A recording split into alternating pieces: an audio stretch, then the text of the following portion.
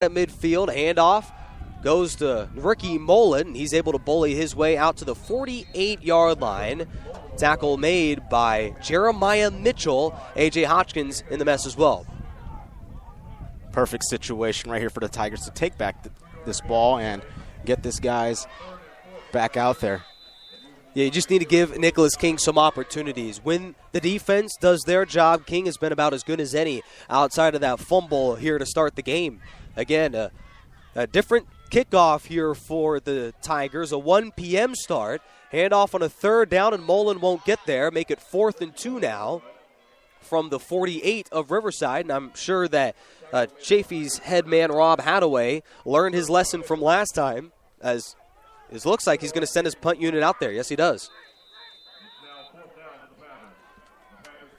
Again, I want to thank you all for joining us on the National Sports Radio station on Spreaker.com. Dan Gadino, along with Nick Rice, joining you live from Grigsby Field, home of the Chaffey College Panthers, and off of around 100 and some odd yards of offense there, Dan. You're able to get out of your end both times, but if you're Chaffey, both drives end with 0 points. Yeah, not what you're looking for if you're Chaffey, but hey, it's still way early in this ball game and plenty of football left. Tremel Davis will let that ball bounce inside the 5, and it bounces right on the chalk of the end zone. That'll be a touchback. 4:58 to go, Dan, and no score for both ball clubs. Slow start for both ball clubs.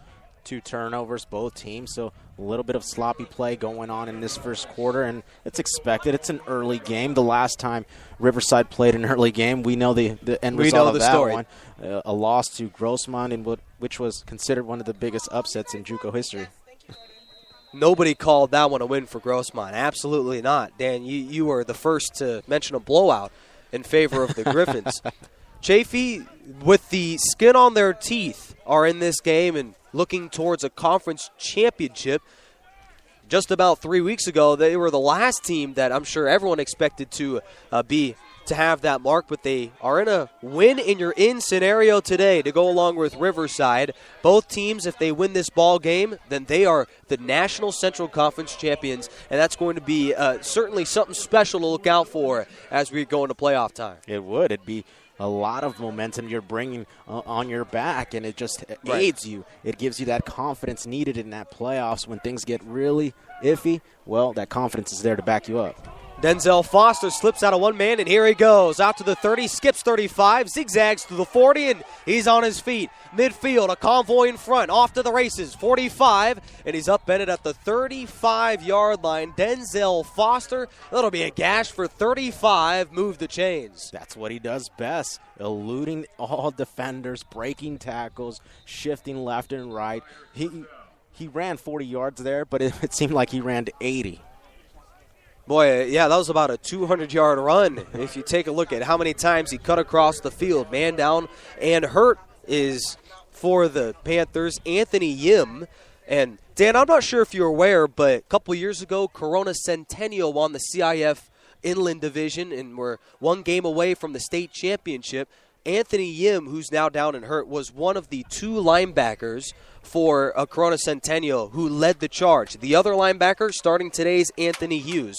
So that state runner-up defense, most of their key cognates are now on the field today for Chaffey College. Great pickups for Chaffey right there. I mean, guys who are experienced deep into the playoffs, deep in championship play, those are the type of guys you want to bring into a program like you. Yeah, you talk about Riverside and their dominance. Well, if you take a look at championship wins for these football players, nobody has more than Chaffey College. You take a look at Corona Centennial is one, but Upland High School as well. They're in a proud following here at Chaffey. And really, the list goes on and on. This has been a high-touted defense here if you're Chaffey College. Shotgun snap, fans it out. That'll be Walker out 35, and he'll cut forward to around the 30-yard line. Alex Olivas there with the tackle, making a 5-yard pickup. Good to see Jermel Walker getting it in the mix. Only his 12th catch right there, 200 yards and only 2 touchdowns. So it's good to see him getting involved.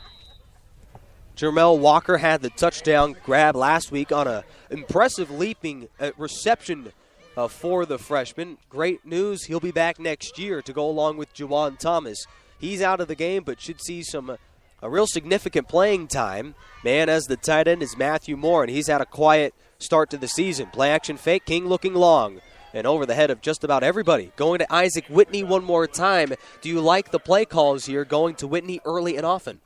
We were asking for it all the last 2 weeks. I mean, it seemed like he wasn't getting involved at all. And for Riverside to elect it already early in this first quarter to throw at him 5 times already? Yeah, why not? Only 3 receptions, though, on 5 targets. We're accustomed to him catching the football every time. It's good to see Coach Kraft back up his players, knowing that he just got offered from USC. So the limelight is instantly on him, and for him to back him up and give him plays, that means a lot. Also give him rest. It's a backup receiving core, and King on a quarterback keeper will move the chains. Spun down all the way inside the 15 to the 12. Tackle made by Xavier Hughes. Also Dylan Hedgepeth in the mix, but 1st and 10 from inside the 15. Dan, what's the play call? On 1st and goal, first things first, this is a team that's over 80% in the red zone. Yeah, so 84. Sure. We could honestly say this is guaranteed points right here. But first play, I'd go to a draw. I'd go to Christopher Anderson or Denzel Foster. Yeah, he's in the game. A read option. King will take it himself, and down he goes in the backfield. But they have the power package in. Anderson will check out. Denzel Foster into the game. It'll be 2nd and 11. Yeah, it looks like they're going to elect to do a pass play. Isaac Whitney also coming into the field. We all know about him. Couple touchdowns, but both of them came before we even started conference play. He has been library quiet here the last, 4 or 5 weeks of the season? Especially the last 2. 3 catches for him today. Meanwhile, into the slot is Darius Hunter. And Matthew Moore in the tight end. Empty set. King looking left. Wings it over the middle. Caught by Hunter. 5-4-3. Spinning end zone. Touchdown. Riverside College. They're in the end zone. And the first points of the day come on a 12-play, 65-yard drive. Darius Hunter, his 3rd touchdown of the season. Darius Hunter, the SMU bounce back. Only his first touchdown of the year. So, hey, everybody's getting involved here today. Hunter in along with Isaac Whitney with 3 catches. 6-0 extra point by Camacho is good. He's still perfect on PATs this year. 7-0 our score. 2:26 to go first quarter, but still not an insurmountable advantage if you're Riverside College. No, it's still early. I mean, too much football to be played, and 2 minutes left in this first quarter here. Tom Kraft, potentially the most winningest JUCO coach over the last 5-6 years. He has put together an all-star resume during his campaign with the Tigers. 47-6 lifetime for the former San Diego State Aztec. And in this game, you see early the kind of offensive juggernaut that he can be. And he can put his offense in some great situations. You take a look at guys catching the football, and Dan, it was really everyone on that roster who had their hands on that touchdown drive. It did, other than Alejandro Marenco, another playmaker who wasn't involved in that possession, but expect him to get involved. Yeah, you got to believe that maybe next possession. Just an insurmountable depth that they have. Seriously. At the wide receiver position. That's why you see 5, 6, 7 guys that catch the football in one drive alone. And that's been what has made Nicholas King our own Nicholas King, is his ability to get everyone involved, and also that running ability is so potent. But not only with him, but Levi Plant, Chaffey's quarterback, he's been highly impressive so far today. He has. I mean, nothing short of impressive he has been, for sure, but he needs help. The guys need to hold on to the ball. In that last play there, that last possession, they gave up the ball. Yeah, Ricky Mullen fumbled the football. Levi Plant operates off a 4-wide set. Ricky Mullen flanks the quarterback on a 1st and 10. Calling signals, Mullen from right to left. Back to throw, play action, tipped in the air and incomplete. A.J. Hodgkins on the pass deflection. A flag is down in the area of holding. Riverside, at least defensively, making the stands here early, Dan. They are. And it seems like they'll continue to do that. They're just a superior team. We both know that, Nick. And it seems like depth at the linebacking position, at the defensive line position, it's going to overwhelm that offensive line eventually down the stretch and into the fourth quarter. Yeah, in the Southern California polls for the California Community College Association. This is the lowest ranked ball club that we have faced since that game against LA Harbor, in which we won 36-13 about 3 weeks ago. After a penalty, what I believe was a personal foul, nevertheless, a 1st and 10 all the way at the 35. Chaffey, a free first down. Back to throw goes Plant. No, a handoff on the delay to Nick Birdsong, and down he goes. A.J. Hodgkins in on the tackle, and that'll be a loss of 5.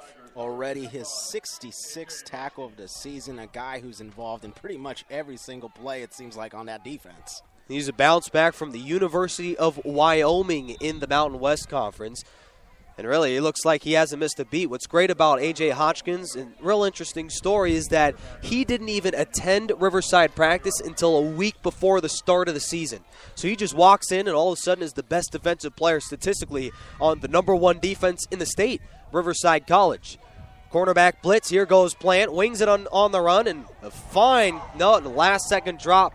Looked like it would have been a circus catch by their #1 target, McKean Farah, the freshman, incomplete. And Terrence Solomon, the freshman, right there on that defensive play right there. Great play, just overwhelming that receiver and just wrapping him up there. Terrence Solomon out of Marietta Valley had 5 tackles and a sack last week. Part of that dominant defensive effort against Long Beach City College. And, Dan, that was so impressive. It was, wasn't it?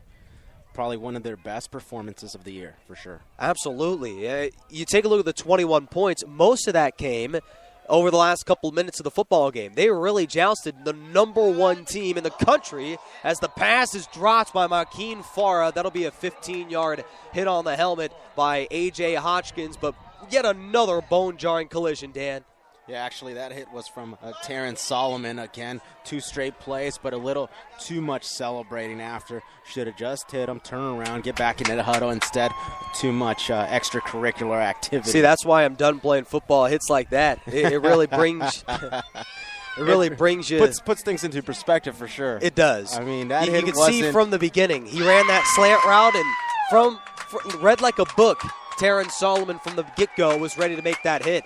Yet this Chaffey crowd is loving it. Another 15-yard flag. So you take a look at this drive, Dan. 4 plays, most of them incompletions, 1 run for a loss, but you're getting 25 yards worth of free penalty yardage, and now you're right near midfield. And it looks like Terrence Solomon was taken out of the game. I'm not sure if he was kicked off the field or he's just brought off for just that. for a play. Yeah. As Quentin Hemphill is into the game as the other safety alongside one of the best to do it, Trayvon Watson, 1st and 10 from their own 45. Fans it out far side. There goes Marquise Wimberly, and down he goes at the 46-yard line of Riverside. Wimberly, that'll be catch for him, number 36 this season. He's really gotten into a groove. Yeah, and he's not only does he have speed, he's got decent size, and that's why Weber State is taking a good look at him. The guy's 6'2", over 200 pounds, so he's got that size that you look for in all wide receivers. Just skyscrapers if you're Chaffey. Levi Plant has some trees to throw to. Alec Dana, 6'4", Wimberly, 6'2". Handoff to the pistol back, Birdsong. Flag is down as he picks up the first down, but it may be coming back.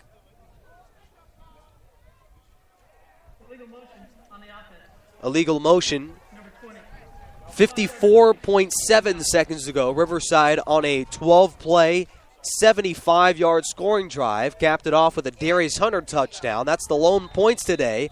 7-0 our score. Clock is running under 52 seconds to go in the opening stanza. Marquise Wimberly in the game as the slot receiver, as they have a first, make it 2nd and 6 after the penalty flag from their own 49.